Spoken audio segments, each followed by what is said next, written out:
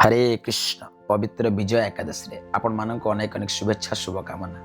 ये पवित्र दिन रे पवित्र मंगल आरती कीर्तन रे मोर आध्यात्मिक शिक्षा गुरु भगवान को अर्पण होता पुष्पमाल्य प्रसाद आकार रे मते प्रदान कर चरण में दंडवत प्रणाम जन आज आम सुंदर श्लोकटे आलोचना करवा जो भगवान श्रीमद् भगवत गीतार द्वितीय अध्याय सांख्य योग श्लोक संख्या 27 अर्जुन को कहते जात से ही ध्रुव मृत्यु ध्रुवं जन्म मृतस्य च तस्माद् अपरिहार्य अर्थे न त्वं सूचितो महर्षि। भगवान अर्जुन को कहते जार जन्म होइछि तार मृत्यु सुनिश्चित जे मृत्यु लाभ करिछि तार मध्य जन्म सुनिश्चित जेतेबेले यह अपरिहार्य तेणु कर्तव्य संपादन रे आदौ पछेबा उचित नुहे। तेणु यही श्लोक जहाँ आम शिक्षा लाभ कले दैनंदिन जीवन में कि निज जीवन में आमको लगेगा पड़ो।